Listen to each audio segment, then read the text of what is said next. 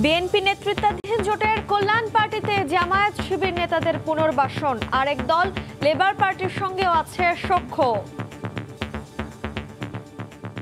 জনগণ চায় আস্থাবান সাহসী নেতৃত্ব, এবং সেটা বাংলাদেশে এখন অনেক বেশি আছে বললে ভুল হবে। মৌলিক কয়েকটা কর্মসূচিতে আমাদের একত্র হওয়ার কারণেই আমরা এটা বলতেছি। ছোট ছোট দলকে ব্যবহার করে এগোচ্ছে মৌলবাদীরা। তাদের পার্টির অনুষ্ঠানে যাচ্ছে, তাদের যে বক্তব্য তারা সেই সব পার্টিকে দিয়ে বলিয়ে নিচ্ছে। জামাতের এই কৌশলটাকে কখনো খাটো করে দেখা চলবে না।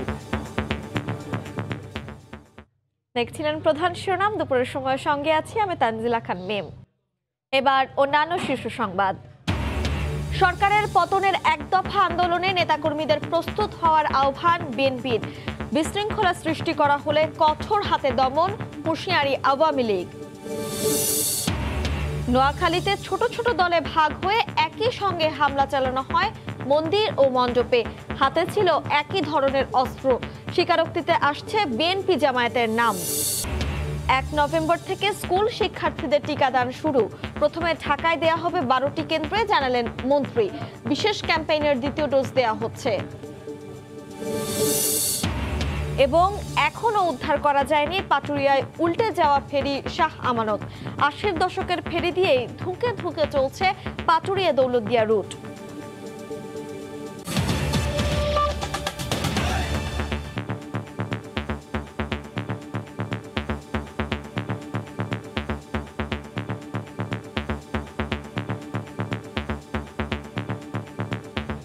বিএনপি নেতৃত্বাধীন জোটভুক্ত কল্যাণ পার্টি হয়ে উঠেছে যুদ্ধাপরাধের দায়ে কোণঠাসা জামায়াতে ইসলামের পুনর্বাসন কেন্দ্র। দলের মহাসচিব থেকে শুরু করে কেন্দ্রীয় বিভিন্ন পদের সাবেক শিবির ও জামায়াত নেতাদের বসিয়ে দলের চেয়ারম্যান মেজর জেনারেল অবসরপ্রাপ্ত সৈয়দ মোহাম্মদ ইব্রাহিমের অজুহাত যোগ্য লোক খুঁজে না পেয়েই জামায়াত শিবিরকে দলে টানছেন। জোটের আরেক দল লেবার পার্টি বলছে জনস্বার্থে স্বাধীনতা বিরোধী জামায়াতের সঙ্গে সখ্যতা তাদের। একে নিবন্ধন হারানো জামায়াতের রাজনীতির মাঠে অবস্থান শক্ত করার কৌশল হিসেবে দেখছেন বিশ্লেষকরা। শাকির আহমেদের রিপোর্ট। বিএনপি নেতৃত্বাধীন 20 দলীয় জোটের শরিক বাংলাদেশ কল্যাণ পার্টি। সম্প্রতি দলটির মহাসচিবের দায়িত্ব পেয়েছেন বিএনপি জামায়াত জোট সরকারের আমলে চট্টগ্রাম বিশ্ববিদ্যালয় ছাত্র শিবিরের সভাপতি আব্দুল আওয়াল মামুন। আর ভাইস চেয়ারম্যানের দায়িত্ব পেয়েছেন রাজধানীর পল্টন থানা জামায়াতের সাবেক আমির আলী হোসেন ফরাজি। দলে যুগ্ম মহাসচিব হয়েছেন চট্টগ্রাম নগর ছাত্র শিবিরের সাবেক ছাত্র কল্যাণ সম্পাদক আব্দুল্লাহ আল হাসান সাকিব। শুধু তাই নয়, কল্যাণ পার্টির প্রতিটি কর্মসূচিতেই উপস্থিত থাকেন জামায়াতের সেক্রেটারি থেকে শুরু করে প্রথম সারির নেতারা। কল্যাণ পার্টি জাতীয় এই ধরনের পার্টির মধ্যে তাদের ব্যাপক অনুপ্রবেশ করছে। তাদের পার্টির অনুষ্ঠানে যাচ্ছে, তাদের যে বক্তব্য তারা সেই সব পার্টিকে দিয়ে বলিয়ে নিচ্ছে বা তারা পার্টির প্ল্যাটফর্ম ব্যবহার করে তারা সেই বক্তব্যগুলো দিচ্ছে। তবে দীর্ঘদিন ধরে যোগ্য নেতৃত্ব খুঁজে না পাওয়ায় সাবেক শিবির নেতাকেই দলের মহাসচিবের দায়িত্ব দেয়া হয়েছে জানিয়ে দলটির চেয়ারম্যান বলছেন 4টি শর্ত পূরণ করে সবাই আসতে পারেন কল্যাণ পার্টির রাজনীতিতে। সচ্চরিত্র, মামলা নাই, বাংলাদেশি প্রজন্ম যিনি বাংলাদেশের মুক্তিযুদ্ধকে সম্মান করেন। কারণ আমি একজন মুক্তিযোদ্ধা, এতটুকুই আমাদের বাইন্ডিংস। শুধু কল্যাণ পার্টি নয়, জোট শরিক নিবন্ধনহীন লেবার পার্টিকেও ব্যবহার করছে জামাত। দলটির নানা কর্মসূচির ব্যানারে জামায়াতের কোনো নেতার নাম না থাকলেও এসব প্রোগ্রামে উপস্থিত হন বিভিন্ন মামলার আসামি জামায়াত নেতারা। জামাতের পাশে বসছি, আজকে মুসলিম লীগের পাশে বসছি, আজকে বিএনপির পাশে বসছি। আমাদের একটা জায়গাতে একটা মৌলিক কয়েকটা কর্মসূচিতে আমাদের একত্র হওয়ার কারণেই আমরা এটা বসতেছি। রাজনীতি বিশ্লেষকরা বলছেন জামায়াতের রাজনীতি নিষিদ্ধ করার পাশাপাশি জামায়াতের বৈদেশিক অর্থায়ন বন্ধ না করলে ছোট ছোট রাজনৈতিক দলসহ নানা গোষ্ঠীকে ব্যবহার করে ফায়দা লুটবে জামায়াত। জামাতের শক্তিকে, জামাতের এই কৌশলটাকে কখনো খাটো করে দেখা চলবে না, উপেক্ষা করা চলবে না। কল্যাণ পার্টির দলীয় প্রতীকে নির্বাচনে অংশগ্রহণের ফন্দি রয়েছে জামায়াতের, এমনটি বলছেন রাজনীতি বিশ্লেষকরা। এই রাজনীতির নেশা নিষিদ্ধ করতে হবে। শাকির আহমেদ, সময় সংবাদ, ঢাকা। সরকার পতনের এক দফা দাবিতে গণ আন্দোলনের প্রস্তুতি নিতে সবাইকে ঐক্যবদ্ধ হওয়ার আহ্বান জানিয়েছেন বিএনপির স্থায়ী কমিটির সদস্য নজরুল ইসলাম খান। দুপুরে জাতীয় প্রেস ক্লাবের সামনে শ্রমিক দলের মানববন্ধনে এই কথা বলেন তিনি। সাম্প্রদায়িক সহিংসতার ঘটনায় রাজনৈতিকভাবে কাউকে হেনস্থা না করে প্রকৃত অপরাধীদের খুঁজে বের করার দাবিও জানান নজরুল ইসলাম খান। আমাদেরকে জনগণের আন্দোলন গড়ে তুলতে হবে, অন্য কোনো পথ নাই। আন্দোলন গণতান্ত্রিক আন্দোলন, আর সেই জন্য প্রয়োজন আমাদের ঐক্যবদ্ধ হওয়া। নিজেদের মধ্যে কোনো ভুল বোঝাবুঝি, কোনো দুর্বলতা, কোনো গ্রুপিং থাকা যাবে না। নেতা হওয়ার জন্য কোনো প্রতিযোগিতা করার জুলুম নাই। পরিবর্তন তো করতে হলে আমাদের নির্বাচনের মাধ্যমে সরকারের পরিবর্তন করতে হবে। এই বাংলাদেশের স্বার্থ রক্ষার জন্য ঐক্যবদ্ধ আন্দোলনের কোনো বিকল্প নাই। বিএনপি কর্মসূচির নামে কোনো সন্ত্রাস ও জনভোগান্তি সৃষ্টি করলে আওয়ামী লীগ কঠোরভাবে প্রতিহত করবে বলে হুঁশিয়ার করেছেন দলের সাধারণ সম্পাদক ওবায়দুল কাদের। সকালে তার বাসভবনে তিনি এই কথা বলেন। ওবায়দুল কাদের বলেন, সাম্প্রদায়িক সম্প্রীতি বিনষ্টের মাধ্যমে বিএনপি পরিস্থিতি ঘোলাটে করতে চেয়েছিল। সরকার চায় প্রতিদ্বন্দ্বিতাপূর্ণ একটা নির্বাচন, কোনো প্রকার ওয়াকওভার আমরা চাই না। খালি মাঠে গোল দিতে আওয়ামী লীগ অভ্যস্ত নয়, বরং বিএনপি জন্মলগ্ন থেকে এই চর্চা করে আসছে। সাম্প্রদায়িক সম্প্রীতি বিনষ্ট করার মাধ্যমে বিএনপি পরিস্থিতি ঘোলাটে করতে চেয়েছিল, কিন্তু সরকার তার শক্ত হাতে দমন করেছে। বিএনপি কর্মসূচি মানেই জনগণের মাঝে আতঙ্ক সৃষ্টি করা। আমরা বিএনপিকে সতর্ক করে বলতে চাই, কর্মসূচির নামে কোনোরূপ সন্ত্রাস সৃষ্টি কিংবা জনভোগান্তি সৃষ্টি করলে বাংলাদেশ আওয়ামী লীগ বসে থাকবে না, জনগণকে নিয়ে প্রতিহত করবে। নোয়াখালীতে ছোট ছোট দলে ভাগ হয়ে একই সঙ্গে হামলা চালানো হয় মন্দির ও মণ্ডপে। হামলাকারীদের হাতে ছিল একই ধরনের অস্ত্র। প্রত্যক্ষদর্শীদের বর্ণনায় উঠে এসেছে এমন চিত্র। এরই মধ্যে আদালতে দেয়া একাধিক আসামির স্বীকারোক্তিমূলক জবানবন্দিতে উঠে এসেছে বিএনপি জামায়াত নেতাদের নাম। তবে বিএনপির দাবি, প্রকৃতদর্শীদের বাঁচাতে তাদের হয়রানি করা হচ্ছে। নোয়াখালীর প্রতিনিধি সাইফুল্লাহ কামরুলকে সঙ্গে নিয়ে জুলহাস তালুকদারের ক্যামেরায় বখতিয়ার মুন্নার রিপোর্ট। গত 13 অক্টোবর কুমিল্লায় মন্দিরে কোরআন অবমাননার ঘটনার একদিন পরই নোয়াখালী বেগমগঞ্জ থানার চৌমুহনী পৌরসভা এলাকায় ব্যাপক সাম্প্রদায়িক সহিংসতার ঘটনা ঘটে। এতে 2 জন নিহত ও আহত হন কমপক্ষে 50 জন। একই সময় 60টি স্থায়ী মন্দির ও 4টি পূজা মণ্ডপে হামলা, ভাঙচুর, অগ্নিসংযোগ ও লুটপাট চালানো হয়। এট এ টাইম অ্যাটাক করা হয়েছে এবং বিভিন্নভাবে লোক ভাগ করে দিয়ে এই অ্যাটাকটুনা করা হয়েছে এবং প্রি প্ল্যান। এই কারণে বোঝা যাচ্ছে সব জায়গাতে তাদের কাছে যেসব অস্ত্র ছিল সে অস্ত্রগুলো একই রকম অস্ত্র ছিল। বেগমগঞ্জ থানায় এ নিয়ে 11টি মামলায় আসামি 219 জন। এর মধ্যে গ্রেফতারকৃত রিপন আহমেদ মাহির, আরাফাত হোসেন আবির, ইব্রাহিম খলিল রাজীব, ফয়সল ইনাম কমল ও ইমরান হোসেন নিশাত আদালতে স্বীকারোক্তিমূলক জবানবন্দি দিয়েছেন। জেলা স্বেচ্ছাসেবক দলের সহসভাপতি কমল ও নিশানের জবানবন্দিতে বের হয়ে আসে অনেক পরিচিত নাম। তবে স্বীকারোক্তি নিয়ে প্রশ্ন তোলেন নোয়াখালী জেলা বিএনপি সাধারণ সম্পাদক। ওনারা আজারে একটা লোকের নাম আগে থেকেই বলে রাখছে, এখন সেটার যদি একটা 164 যদি ক্রিয়েট না করে তাহলে এটা প্রমাণ করতে পারবে না। তো সুতরাং সেই হিসাবে নেওয়া হচ্ছে। পুলিশ সুপারের দাবি, ধারাভাবে নয়, তথ্যের ভিত্তিতেই গ্রেফতার করা হচ্ছে। যাদের বিরুদ্ধে অভিযোগ পাচ্ছি, তথ্য পাচ্ছি, তথ্য যাচাইয়ের জন্য হোক অথবা অভিযোগের জন্য হোক তাদেরকে আনছি এবং আমরা জাস্টিফাই করছি। যাদের সংশ্লিষ্ট পাচ্ছি তাদেরকেই কিন্তু আমরা গ্রেপ্তার দেখাচ্ছি এবং আমরা কোর্টে চালান করছি। জেলার বিভিন্ন মন্দির ও পূজা মণ্ডপে হামলার ঘটনায় এ পর্যন্ত 7 থানায় 29টি মামলায় 410 জনের নাম উল্লেখ করে এবং অজ্ঞাত প্রায় 9000 জনকে আসামি করা হয়। বখতিয়ার মুন্না, সময় সংবাদ, নোয়াখালী। সাম্প্রদায়িক সহিংসতার ঘটনায় বিচার বিভাগীয় তদন্ত কমিটি গঠন চেয়ে করা রিটের শুনানি শেষ হয়েছে। বেলা 2:30টায় আদেশ দিবেন হাইকোর্ট। এই মুহূর্তে আদালতে আছেন রিপোর্টার আফজাল হোসেন। সরাসরি যাচ্ছি তার কাছে। আফজাল,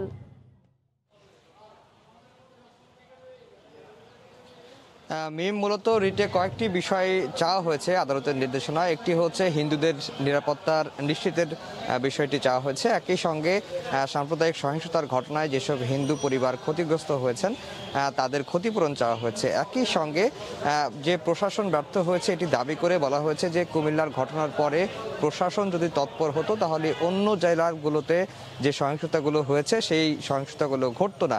সেই কারণে প্রশাসনের ব্যর্থতা তদন্ত করে একটি বিচার বিভাগীয় তদন্ত কমিটি গঠন করার নির্দেশনা চাওয়া হয়েছে এবং একই সঙ্গে সাম্প্রদায়িক সম্প্রীতি বিনষ্ট করে যে সমস্ত পোস্ট সামাজিক যোগাযোগ মাধ্যমে ঘুরছে সেগুলো রিমুভ চেয়ে এবং যারা পোস্ট দিচ্ছেন তাদের বিরুদ্ধে ব্যবস্থা চেয়ে আবেদন করা হয়েছে। এই আবেদনের শুনানি আমরা দেখেছি যে শুরু হয়েছিল এবং শেষও হয়েছে। রাষ্ট্রপক্ষ থেকে অ্যাটর্নি জেনারেল তিনি শুনানি করেছেন এবং যারা রিট করেছিলেন তারাও শুনানি করেছেন। আদালত বেলা 2:30টার দিকে এই বিষয়ে আদেশের সময় নির্ধারণ করে দিয়েছেন। তো একটি বিষয় যেটি রিটের আবেদনে বলা হয়েছে যে সাম্প্রদায়িক হামলা প্রতিরোধে সম্পূর্ণভাবে রাষ্ট্র ব্যর্থ হয়েছে এবং হিন্দুদের নিরাপত্তা দিতে ব্যর্থ হয়েছে। এই দাবিটি রিটকারীর পক্ষ থেকে করা হয়েছিল। রাষ্ট্রপক্ষ থেকে এই কথাগুলোর ঘোর বিরোধিতা করা হয়েছিল এবং বিরোধিতার প্রেক্ষিতে আদালতও বলেছেন যে রাষ্ট্র সম্পূর্ণভাবে ব্যর্থ হয়েছে এটি বলা যাবে না, কারণ সাম্প্রদায়িক যে হামলাগুলো হয়েছে অন্তত 15টি জেলায় তাদের বিরুদ্ধে যারা হামলা করেছেন তাদের অনেককেই চিহ্নিত করা হয়েছে এবং তাদের বিরুদ্ধে আইনগত ব্যবস্থা নেওয়া হয়েছে। সেই কারণে রিটকারী আইনজীবীদেরকে বলা হয়েছে যে আবেদনের ওই অংশটুকু যেন তারা বাদ দিয়ে দেন। রিটকারীও একমত হয়েছেন এবং তারা আবেদনটি সংশোধন করে আবারও আদালতে দাখিল করবেন এবং বেলা 2:30টার দিকে এই বিষয়ে আদেশ দিবেন এটি কিন্তু বলা হচ্ছে। এবং রিটকারী আইনজীবীরা এইও বলছেন যে 13 তারিখে কুমিল্লায় যে ঘটনাটি ঘটেছিল সেই ঘটনার পরপরই প্রশাসন যদি ব্যবস্থা নিত তাহলে হয়তো দেশের অন্তত 15টি জেলায় এই সাম্প্রদায়িক সহিংসতার ঘটনাটি ঘটতো না এবং 70টি পূজা মণ্ডপের হামলা হয়েছে এই দাবিটিও কিন্তু বলা হয়েছে। যদিও রাষ্ট্রপক্ষ থেকে বলা হয়েছে যে অনেক প্রশাসনের কর্মকর্তাদের এই যে গাফিলতির জন্য আমরা দেখেছি যে রাষ্ট্রপক্ষের আইনজীবীরা বলেছেন যে অনেক প্রশাসনের কর্মকর্তাকে প্রত্যাহার করা হয়েছে, এটিও কিন্তু আদালতে বলেছিলেন। তারপরেও আমরা যতটুকু বুঝতে পারছি যে হয়তো আদালত একটি বিচার বিভাগীয় তদন্ত কমিটি গঠন করে দেওয়ার আদেশ দিতে পারেন, তবে সেটি জানা যাবে বেলা 2:30টার দিকে। এই ছিল হাইকোর্ট থেকে আমার কাছে সবশেষ খবর। মিম, আদালত প্রাঙ্গণ থেকে সরাসরি জানাচ্ছিলেন সহকর্মী আফজাল হোসেন। কুমিল্লার সাম্প্রদায়িক সহিংসতার ঘটনাটি পরিকল্পিত জানিয়ে ধর্ম প্রতিমন্ত্রী বলেছেন এই অপশক্তিকে কোনো অবস্থাতেই আর সুযোগ দেওয়া হবে না। এদিকে অসাম্প্রদায়িক বাংলাদেশ গড়ে তোলার প্রত্যয়ে আজও দেশের বিভিন্ন স্থানে মানববন্ধন হয়েছে।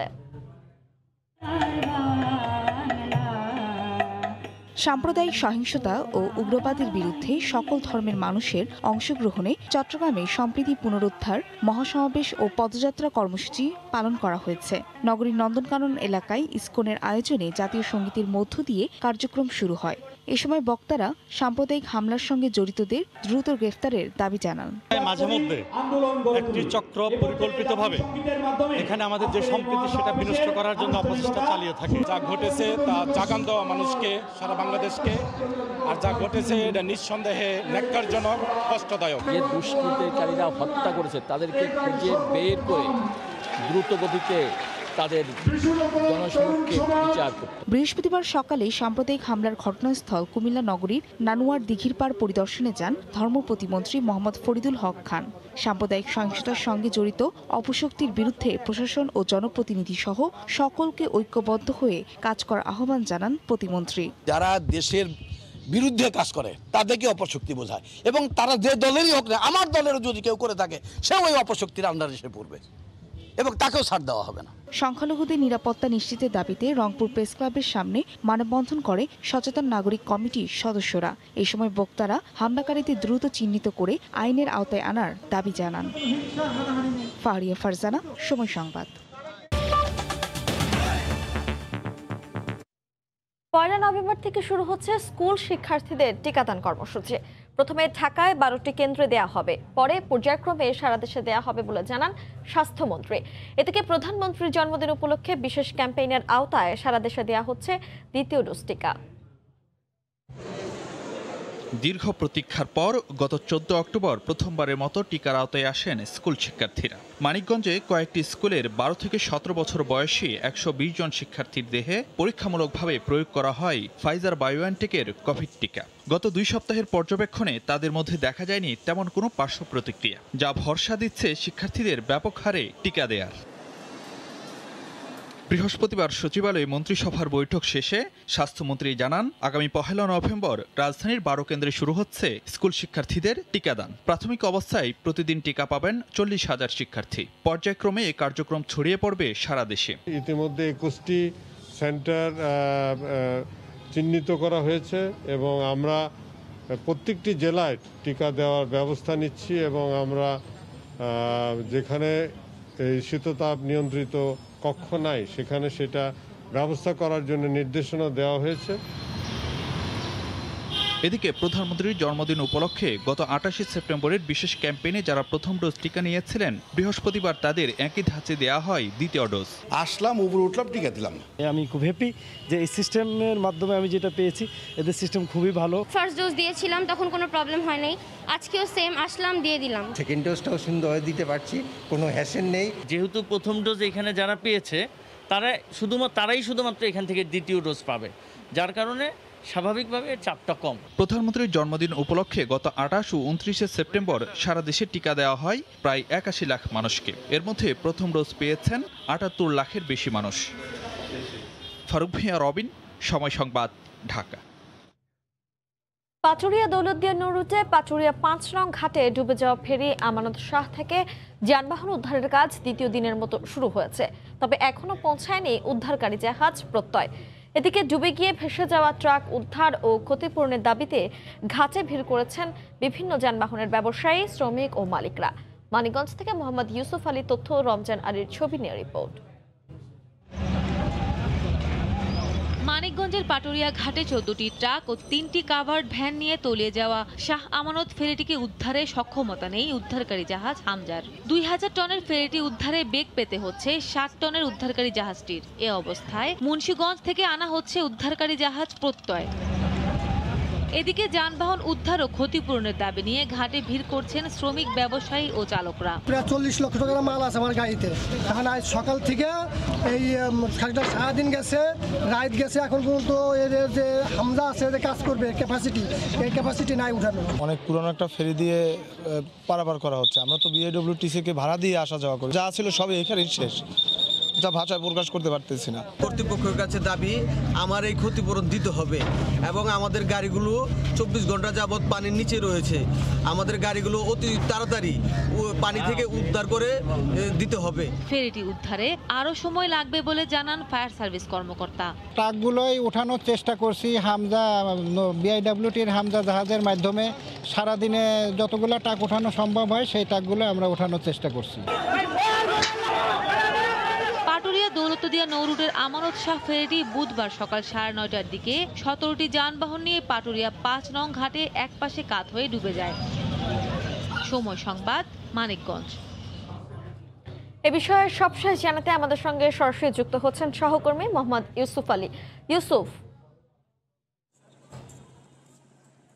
তো আসলে পাটুরিয়া ঘাটের যেটা হামজা দিয়ে যে যানবাহনগুলো উদ্ধার কাজ চলছে, সেই উদ্ধার কাজ কিন্তু এখনো চলমান রয়েছে। সেই ক্ষেত্রে আপনাকে যদি বলি যে রেকারের মাধ্যমে কিন্তু এই যে পারে এনে এবং পল্টনে তুলে সেই যানবাহনকে আবার রেকারের মাধ্যমে উপরে তোলা হচ্ছে। সেই ক্ষেত্রে যদি বলি যে প্রত্যয় যে আসার কথা ছিল তা কিন্তু এখনো এসে পৌঁছিয়েনি, এবং কি এই উৎসব জনতা যারা এখানে রয়েছে এবং কি যানবাহনে যারা চালক, ব্যবসায়ী, তারাও কিন্তু এখানে এসেছে। সেই ক্ষেত্রে এই যে উদ্ধার কাজ চলমান হলেও কিন্তু সেটার গতি কিন্তু খুব কম রয়েছে। কারণ হচ্ছে আজকে এ পর্যন্ত 2টি কভার্ড ভ্যানকে আসলে পারে আনতে সক্ষম হয়েছে হামজা। সেই ক্ষেত্রে কিন্তু ফায়ার সার্ভিসও কিন্তু তাদের সাথে কাজ করছে, কোস্ট গার্ড এবং কি স্থানীয় যারা পুলিশ, তারা আইন শৃঙ্খলা রক্ষায় কাজ করে যাচ্ছে। যদি শেষে যে বলিতে যে 5টি যে যানবাহন পদ্মায় যে ভেসে ছিল সেই যানবাহনগুলোকেই কিন্তু আনা হচ্ছে নতুন করে। আমরা দেখছি না যে এই যে নদীতে তল্লাশি কোনো যানবাহন ভেসে গিয়েছে কিনা ঠিক একদম ভাটিতে, সেটার কিন্তু কোনো আসলে খোঁজ খবর রাখা হচ্ছে না। তবে বিআইডব্লিউটিএ, টিসি এবং ফায়ার সার্ভিস বা উদ্ধারকারী যারা দল রয়েছে তারা শুধু এই যে ফেরিটি ডুবে রয়েছে এই ফেরির ভিতরে একটি এবং পদ্মায় যে শনাক্ত করে রাখা হয়েছিল তার একটি মোট 2টি এ পর্যন্ত আসলে উদ্ধার করতে সক্ষম হয়েছে। এবং সেই ক্ষেত্রে এখন যদি সর্বশেষ খবর বলি সেটা হচ্ছে কি মোট 6টি ট্রাক এবং কি মোটর বাইক কিন্তু এখন পর্যন্ত উদ্ধার করতে পেরেছে। সেই ক্ষেত্রে কিন্তু যে ব্যবসায়ী, শ্রমিক এবং যারা এখানকার সংশ্লিষ্ট রয়েছে তারা মনে করছে এই যে দুর্ঘটনার কবলিত যে ফেরিটি এখানে রয়েছে সেটা কিন্তু ফিটনেসবিহীন ছিল। আর এই রুটে আরো একটি ফেরি ফিটনেসবিহীন রয়েছে। এই ছিল আমার কাছে সর্বশেষ। মানিকগঞ্জ থেকে সরাসরি জানাচ্ছিলেন সহকর্মী মোহাম্মদ ইউসুফ আলী। 80-র দশকের ফেরি দিয়ে বছরের পর বছর ধরে ধুঁকে ধুঁকে চলছে পাথুরিয়া দৌলতদিয়া রুট। গত 2 দশকে বহরে যুক্ত হয়েছে মাত্র 2টি নতুন ফেরি। শাহ আমানত কদিন আগে মেরামত করা হলেও পরিণতি সবার জানা। এই দফায় এসে বিআইডব্লিউটিসির গতানুগতিক কথা, শিগগিরই এই পথে চলবে নতুন ফেরি। চোখ মিলাতে সব পানি আমার গাড়ির কেবিন টেবিন সব ভরা গেছে, খালি তুরুক বাকি আছে। পরে বাড়িতে দরজা খুললা বাইরে হয়েছি, পরে যদি স্রোতে টাইনা লইয়া দিতে পরে টলার আমার টাইনা উঠাইছে। ভাই আমির হোসেন ট্রাক চালক বলছিলেন কিভাবে বেঁচে ফিরেছেন তারা। প্রাণে রক্ষা পেলেও সেই স্মৃতি এখনও তাড়িয়ে বেড়াচ্ছে তাকে। প্রায় 40 বছর ধরে এই পথে চলাচল করেন। অনেক কিছুই বদলেছে, তবে ফেরিগুলো যেন দশকের পর দশক চলছে একইভাবে। আমার হেলপারির লাইফ লইয়া প্রায় 37-38 বছর খালি এই ফেরি এগুলোই। পাটুরিয়া দৌলতদিয়া রুটে মোট ফেরির সংখ্যা 18টি। এর মধ্যে সবচেয়ে বড় রোরো ফেরি শাহ আমানত। তারই কিনা এমন দশা। শাহ আমানত এই রুটে যুক্ত হয় 1980 সালে।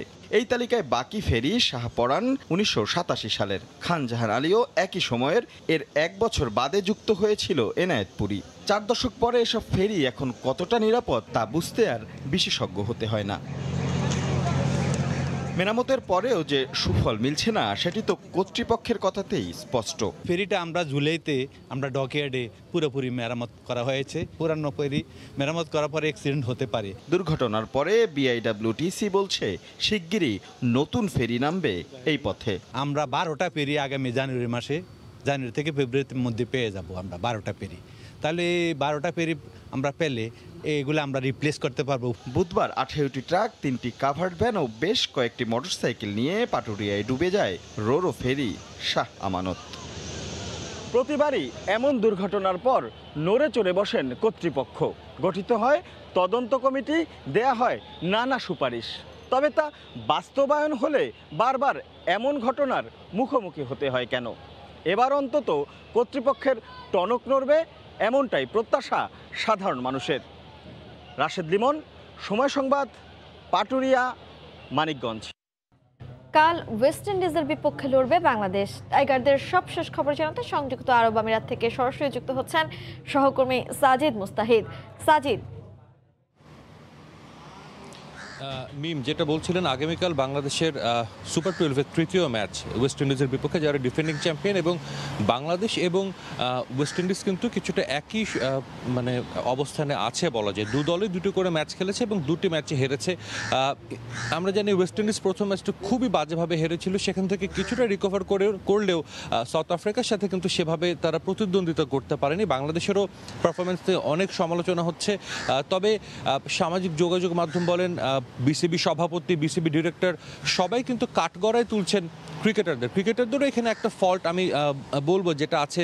তারা সংবাদ মাধ্যমে এসে বা সংবাদ সম্মেলনে এসে বিভিন্ন সময় এমন সব মন্তব্য করেছেন যেটা তাদের মতো ম্যাচিওর, যারা সাকিব, মাহমুদুল্লাহ বা মুশফিক, যারা কিনা 15-16 বছর ধরে ক্রিকেট খেলছেন, তাদের কাছ থেকে এরকম মন্তব্য কিন্তু অনেকে প্রত্যাশা করেনি দেখেই কিন্তু অনেক সমালোচনা হচ্ছে। তবে বাংলাদেশ দল এখন যে অবস্থায় আছে, এখন কিন্তু বাংলাদেশ দলকে একটু সাপোর্ট করা দরকার। বাংলাদেশ দলের যারা ক্রিকেটার খেলছেন তারা কিন্তু আসলে সবাই চান যে মাঠে নিজেদের সেরাটা দিতে। কেউ নিশ্চয়ই চান না যে আজকে মাঠে নামে আমি কোনো রান করব না। সো চারিদিকে সমালোচনা হচ্ছে, এখন কিন্তু আসলে সমালোচনা কিছুটা হলো বন্ধ হওয়া উচিত। টিম ম্যানেজমেন্ট কিন্তু জানে যে কোনটা টিমের জন্য বেস্ট, এবং সেটাই কিন্তু সামনের ম্যাচে নিশ্চিতভাবে তারা করবে। এবং বাংলাদেশের কিন্তু ওয়েস্ট ইন্ডিজকে গত ওয়ার্ল্ড কাপে, যেটা 50 ওভার ওয়ার্ল্ড কাপ ছিল, সেই ওয়ার্ল্ড কাপে কিন্তু হারিয়েছিল সাকিব এবং লিটন দাসের দুর্দান্ত দুটো ইনিংসের উপর ভর করে। বাংলাদেশ সেখান থেকে কিছুটা হলো আত্মবিশ্বাস নিতে পারে। আজকে বাংলাদেশ দলের অনুশীলন আছে ম্যাচ ভেন্যু শারজাতে, স্থানীয় সময় সন্ধ্যায়, বাংলাদেশ সময় রাত 8টায় বাংলাদেশ অনুশীলন শুরু করবে। তো নিশ্চিতভাবে কালকের একাদশে হয়তো কিছু চেঞ্জেস আসতে পারে, তবে সিদ্ধান্ত কিন্তু টিম ম্যানেজমেন্টের। বাইরে থেকে অনেক কথা হচ্ছে, এগুলো যদি একটু কম হয়ে যদি বাংলাদেশ দলকে এবং ক্রিকেটারদেরকে একটু সাপোর্ট করা হয়, সমর্থন দেওয়া হয়, তাদের খারাপ সময় আসলে পাশে থাকাটা কিন্তু অনেক জরুরি। যেই খারাপ সময় তারা এখন পার করছেন, এটা যদি তারা থাকে, সমর্থকটা বা বোর্ড থেকেও যদি বলা হয় যে না আমরা তোমাদের সাথে আছি, নিশ্চিতভাবে এটা কিন্তু বুস্ট আপ করবে বাংলাদেশ দলকে। এবং এই মুহূর্তে একটা জয়ের জন্য কিন্তু এটাই দরকার। বাংলাদেশ দল এখন একেবারে দেয়ালে পিঠ থেকে গেছে। কালকের ম্যাচটিতে বাংলাদেশ যদি কোনোভাবে ভালো কিছু করতে পারে, নিশ্চিতভাবেই সব রকম সমালোচনা কিন্তু বন্ধ হয়ে যাবে। আমার কাছে দুবাই থেকে এই ছিল সবশেষ খবর। সংযুক্ত আরব আমিরাত থেকে সরাসরি জানাচ্ছিলেন সহকর্মী সাজিদ মুস্তাহিদ। আবারও পদ্মার তীব্র ভাঙনের কবলে পড়েছে রাজবাড়ীর গোদার বাজার এলাকা। একদিনেই প্রায় 100 মিটার এলাকা বিলীন হয়েছে নদীগর্ভে।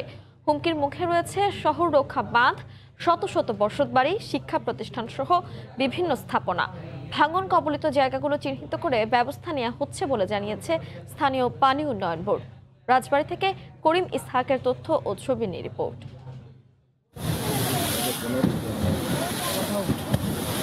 প্রতি বছরই নদী ভাঙনে বিলীন হয় রাজবাড়ীর পাংশা, কালুখালী, সদর ও গোয়ালন্দের ফসলি জমি, শিক্ষা প্রতিষ্ঠান সহ বিভিন্ন স্থাপনা। 2018 সালে 376 কোটি টাকা ব্যয়ে সদর উপজেলায় পদ্মার ডানতীর রক্ষা প্রকল্পের কাজ শুরু হয়, যা চলতি বছরের জুনে শেষ হয়। এরপরও থেমে নেই ভাঙন। 2 মাসে প্রায় 1,500 মিটার এলাকা নদীগর্ভে বিলীন হয়েছে। যে কোনো মুহূর্তে শহর রক্ষা বেড়িবাঁধটিও বিলীন হওয়ার শঙ্কায় স্থানীয়রা। সামান্য একটু জায়গা নিয়ে মানুষ আছে আশ্রয় নিয়ে, এই জায়গাটা যদি ভেঙে যায় তাহলে পরে এইসব মানুষ কোথায় যাবো?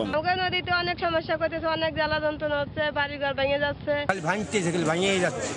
আমাদের কোনো ব্যবস্থা হচ্ছে না। যে কোনো একটা ব্যবস্থা করে দিলে পরে এই এলাকার লোকজন একটু শান্তিতে বুঝছেন থাকতে পারে। 1985 সাল থেকে চলতি বছরের সেপ্টেম্বর পর্যন্ত নদীতে বিলীন হয়েছে 9,960 হেক্টর জমি। এর মধ্যে সদর উপজেলা থেকে গোয়ালন্দ উপজেলা পর্যন্ত 8,000 হেক্টর, সদর থেকে কালুখালী 260 হেক্টর, কালুখালী থেকে পাংশা উপজেলা 1,700 হেক্টর জমি। এ অবস্থায় ভাঙন রোধে দ্রুত স্থায়ী কাজ শুরু হবে বলে জানিয়েছে পানি উন্নয়ন বোর্ড। যে এক্সিস্টিং কাজগুলো চলতেছে সেগুলো আমরা রিপেয়ারের কাজ করতেছি। এই মুহূর্তে ব্যাগ বস্তা ব্যবহার করতেছি, আর পানি নামার পরে আমরা সিসি ব্লক দ্বারা নতুন করে এই জায়গাটা পুনর্নির্মাণ করব। এদিকে ভাঙন ঠেকাতে পানি সম্পদ মন্ত্রণালয় দ্রুত কাজ শুরু করবে বলে জানান জেলা প্রশাসক। এখানে বিশেষজ্ঞ দ্বারা একটা তদন্ত করে যেন উপযুক্ত কার্যক্রম গ্রহণ করা হয়, সেই জন্য আমি পানি সম্পদ মন্ত্রণালয়কে অনুরোধ জানিয়ে চিঠি লিখেছি। তো আশা রাখছি যে সামনের বর্ষা মৌসুমের আগেই এই ভাঙনের কাছাকাছি জায়গাগুলোতে উপযুক্ত পদক্ষেপ গ্রহণ করা হবে। 2 বছরে জেলায় ভাঙনের কবলে বসত ভিটা হারিয়েছে 860টি পরিবার। সময় সংবাদ, রাজবাড়ী।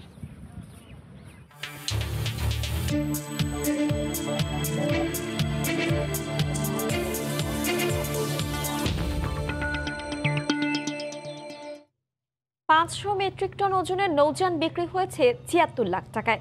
খুচরা বাজারে যার মূল্য 2 কোটির উপরে। সচল দুটি জাহাজকে অচল দেখিয়ে অর্ধেক দামে বিক্রির চেষ্টা করছে রেলওয়ে। এই প্রক্রিয়ার মধ্য দিয়ে বালাসী বাহাদুরাবাদ রুটের পুরো কার্যক্রম গুটিয়ে ফেলার আয়োজন চলছে। গাইবান্ধা থেকে হিদায়তুল ইসলাম বাবুর রিপোর্ট, ছবি তুলেছেন আতাউল হক সাগর। 20 বছর ধরে বন্ধ বালাসী বাহাদুরাবাদ রুটে রেলওয়ে ফেরি ও যাত্রী পারাপার। দীর্ঘদিনেও নৌরুটটি চালুর কোনো উদ্যোগ নেই। অন্যদিকে মেরামতের অভাবে ফুলছড়ি উপজেলার বালাসীঘাটে অযত্ন অবহেলায় কার্যক্ষমতা হারিয়েছে নৌযানগুলো, দাবি সংশ্লিষ্টদের। বহুদিন হলে মেরামত হচ্ছে না, একটা ডুবে গেলে তো কোটি কোটি টাকা ধ্বংস, সরকারের লস।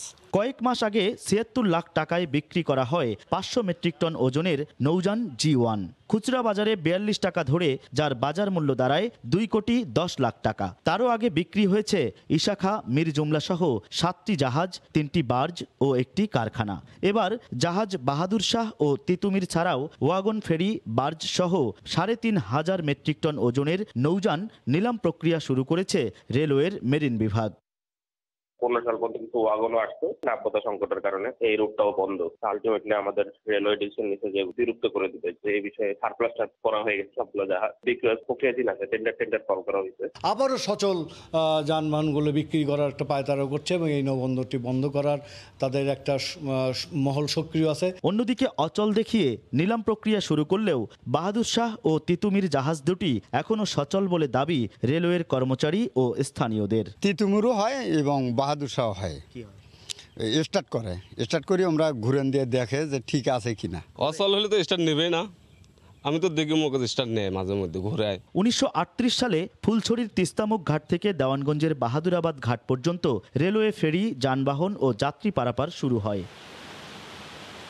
বেশ কয়েকটি জাহাজ, ওয়াগন, পল্টন সহ মূল্যবান এসব যন্ত্রপাতি নিলাম প্রক্রিয়ার মধ্য দিয়ে 83 বছরের ইতিহাসের ইতি টানতে যাচ্ছে রেলওয়ে বিভাগ। বালাসীঘাট থেকে হেদায়েতুল ইসলাম বাবু, সময় সংবাদ, গাইবান্ধা। সমুদ্র বন্দর মোংলায় স্থলপথে যাতায়াতের একমাত্র পথ খুলনা মোংলা মহাসড়ক, কিন্তু সংস্কারের অভাবে সড়কের কয়েক কিলোমিটার অংশ যান চলাচলের অনুপযোগী হয়ে পড়েছে। অবিলম্বে সড়কটি সংস্কারের দাবি বাগেরহাটবাসীর। সড়ক ও জনপথ বিভাগ জানায় সড়কটি 6 লেনে উন্নীত করার একটি প্রকল্প অনুমোদনের অপেক্ষায় রয়েছে। বাগেরহাট থেকে আলী আকবর টুটুলের তথ্য ও সোহাগ আহমেদের ছবিতে রিপোর্ট। খানাখন্দে বেহাল দশা খুলনা মোংলা মহাসড়কের। সবচেয়ে বেশি ক্ষতিগ্রস্ত রামপার উপজেলার চেয়ারম্যান বাড়ির মোড়, 0 পয়েন্ট, বগুড়া ব্রিজ সহ বেশ কয়েকটি স্থান। চলাচলের অনুপযোগী প্রায় 6 কিলোমিটার অংশ, ফলে ঝুঁকি নিয়ে প্রতিদিন চলছে হাজার হাজার যানবাহন। ঘটছে নানা দুর্ঘটনা। এতে পণ্য পরিবহনে লাগছে বাড়তি সময় আর খরচ হচ্ছে বাড়তি অর্থ। যানবাহনের যন্ত্রাংশ নষ্ট হচ্ছে, তাই স্থায়ী সমাধানের দাবি জেলাবাসীর। ভাঙাচুরা আছে, এই সমস্যা, গাড়ি ধাক্কায় গাড়ির পাতি ভাঙে, টায়ার বাস্ট হয়, মানুষ বসতে পারে না, কোনো রুগী বা কোনো কিছুই এই রোড দিয়ে নিয়ে যাওয়া যায় না। শিগগিরই যেন এটা সংস্কার হয় এবং মানুষের যেন দুর্ভোগ থেকে আল্লাহ তাদের মুক্তি দেয়। রোডটা মানে স্থায়ী সংস্কার করা হোক। সড়কটি সংস্কার করে 6 লেনে উন্নীত করতে একটি প্রকল্প অনুমোদনের অপেক্ষায় বলে জানান সড়ক ও জনপথ বিভাগের কর্মকর্তা। 6 লেনের এই প্রকল্পটি অনুমোদন হবে। এটা অনুমোদন হলে এই সড়কের যে আর কোনো সমস্যা, যানবাহন চলাচলে আর কোনো সমস্যা থাকবে না। 1984 সালে নির্মাণ করা হয় 30.5 কিলোমিটারের খুলনা মোংলা মহাসড়ক। দীর্ঘ সময় পেরিয়ে গেলেও সড়কটি বড় ধরনের কোনো সংস্কারের উদ্যোগ নেওয়া হয়নি। সময় সংবাদ, বাগেরহাট। অগ্নি দুর্ঘটনার সঙ্গে সঙ্গে একদিকে যেমন জরুরি সেবাদাতাদের খবর পাঠাবে, তেমনি আগুন নেভাতে স্বয়ংক্রিয়ভাবে কাজ করবে এই অ্যাপসটি। মুজিব নির্বাণল 71 নামে এমন একটি ফায়ার ফাইটার সিস্টেম তৈরি করেছেন বেসরকারি প্রতিষ্ঠানে কর্মরত এক যুবক। প্রযুক্তিবিদরা বলছেন, সঠিক পৃষ্ঠপোষকতা পেলে দেশি বিদেশি বাজার দখল করার সম্ভাবনা রয়েছে মুজিব নির্বাণলের। কামরুল হাসান সবুজের রিপোর্ট। দুর্ঘটনা মুক্ত নিরাপদ একটি আগামীর জন্য কাজ করছেন প্রকৌশলী জাকারিয়া।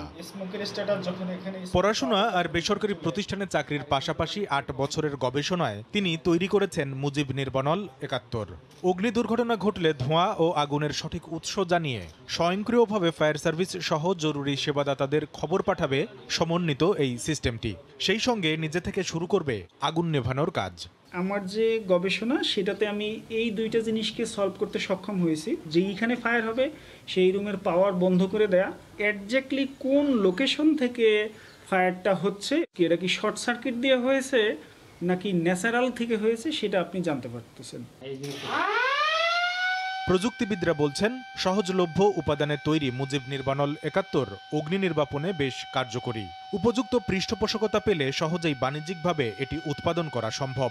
যেটা তৈরি করা হয়েছে এটা কিন্তু একেবারেই ফাংশনাল, কার্যকরী। টার্গেটেড মার্কেট ধরে যদি এই পণ্যটাকে আরেকটু কাস্টমাইজ করা যায়, তাহলে কিন্তু এটা একটা বড় ভবিষ্যৎ আছে। আমরা যদি স্বল্প মূল্যে তৈরি করতে পারি, তাহলে এটা একটা রপ্তানির সুযোগ আছে। এরই মধ্যে আর্থিক সহযোগিতা নিয়ে প্রাথমিক পর্যায়ে থাকা এই প্রযুক্তি পণ্যের উন্নয়নে পাশে দাঁড়িয়েছে সরকার। বাণিজ্যিক উৎপাদনে যেতেও কাজ চলছে বলে জানালেন তথ্য ও যোগাযোগ প্রযুক্তি বিভাগের জ্যেষ্ঠ সচিব। আমাদের ডিমান্ড আছে জনগণের কাছে, এই ধরনের ডিভাইসের ডিমান্ড আছে। সে যত ধরনের সাপোর্ট চাইবে তার এটাকে আরও উপরের দিকে নিয়ে যাওয়ার জন্য আমরা তার সঙ্গে থাকবো। কারণ আমরা অনেকগুলো উদ্যোগ দেখেছি একটা পরিণত পর্যায়ে যে সে কিন্তু ইন্ডাস্ট্রির সাপোর্ট পাচ্ছে না।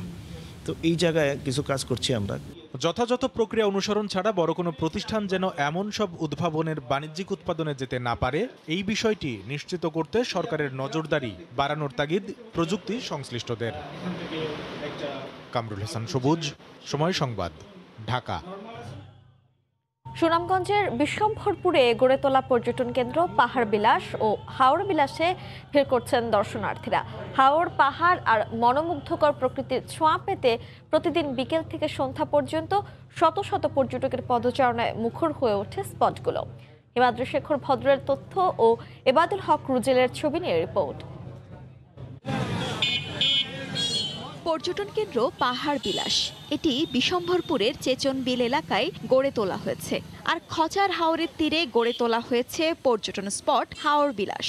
এসব স্পটে রয়েছে দোলনা, ক্যাফে, গোল ও ত্রিকোণ টেবিল সহ শিশুদের খেলাধুলার উপযোগী বিভিন্ন রাইড। দৃষ্টিনন্দন এসব স্পটে পরিবার পরিজন নিয়ে সময় কাটাতে ছুটে আসেন পর্যটকরা। খুবই ভালো লাগছে, আসার সময় অনেক সুন্দর সুন্দর ফুল দেখেছি, কাশফুলের বাগান, পাহাড়, তারপরে আবার পাশে যে আপনার এই যে সবজিগুলো যে চাষ করছে এগুলো দেখতে ভালো লাগতেছে।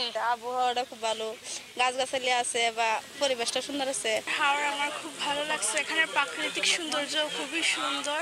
এছাড়া কারেন্টের বাজার এলাকায় বোয়াল চত্বর ও পলাশ বাজারে গোল চত্বর নির্মাণ করায় শহরের সৌন্দর্য বেড়ে গেছে কয়েক গুণ। হাওরের উপর একটা ব্রিজ সৃষ্টি করা হয়েছে, এখানে খুব মনোরম পরিবেশ আছে। হাওরের যে পরিপূর্ণ সৌন্দর্য আমরা উপভোগ করেছি।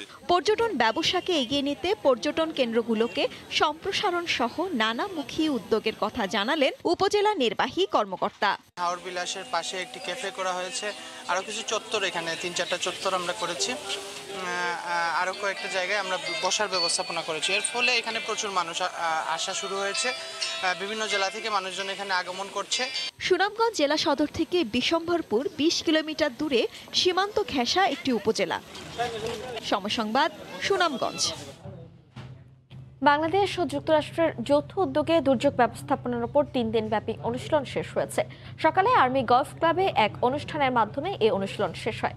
23 দেশের 147টি সংস্থার 300 প্রতিনিধি অনুশীলনে অংশ নেয়। সশস্ত্র বাহিনী ও মার্কিন সেনাবাহিনীর যৌথ উদ্যোগে এই অনুশীলনের আয়োজন করা হয়। সমাপনী অনুষ্ঠানে বাংলাদেশে নিযুক্ত মার্কিন রাষ্ট্রদূত রবার্ট মিলার ও পররাষ্ট্রমন্ত্রী এইচ আব্দুল মোমেন, দুর্যোগ ব্যবস্থাপনা প্রতিমন্ত্রী সহ 3 বাহিনীর প্রধান উপস্থিত ছিলেন। ভূমিকম্প সহ প্রাকৃতিক দুর্যোগ মোকাবিলা ও নতুন নতুন চ্যালেঞ্জ সম্পর্কে অভিজ্ঞতা বিনিময় করা হয়।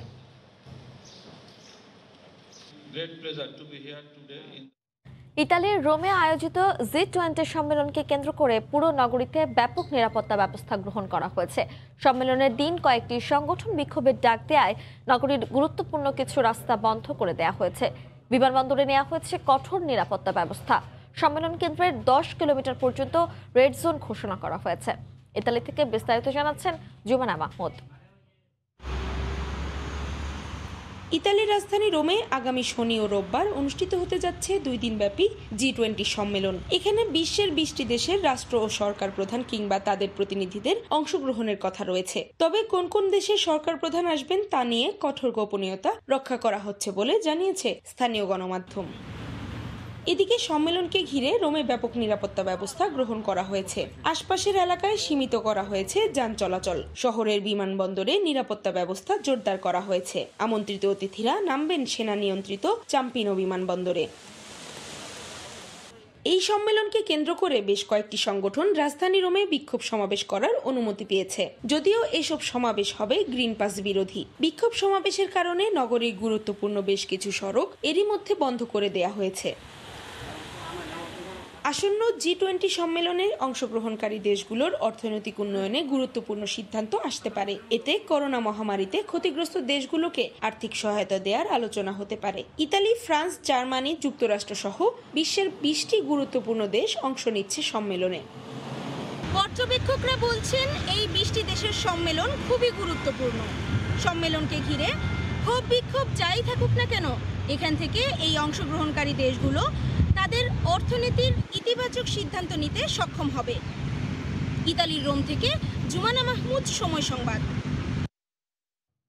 দুপুরের সময়ের শীর্ষ সংবাদ জানিয়ে দিচ্ছি আরেকবার। 1 নভেম্বর থেকে স্কুল শিক্ষার্থীদের টিকাদান শুরু। ঢাকায় দেয়া হবে 12টি কেন্দ্রে, জানালেন মন্ত্রী। প্রায় 3 লাখ শিক্ষার্থীর নিবন্ধন। বিএনপি জোটের কল্যাণ পার্টিতে জামায়াত শিবির নেতাদের পুনর্বাসন। লেবার পার্টির সঙ্গেও আছে সখ্য। ছোট দলকে ব্যবহার করে এগোচ্ছে মৌলবাদীরা, বলছেন বিশ্লেষকরা। এবং নোয়াখালীতে ছোট ছোট দলে ভাগ হয়ে হামলা চালানো হয় মন্দির ও মণ্ডপে। হাতে ছিল একই ধরনের অস্ত্র। স্বীকারোক্তিতে আসছে বিএনপি জামায়াতের নাম। এই ছিল দুপুরের সময়, সঙ্গে থাকুন সময়ের।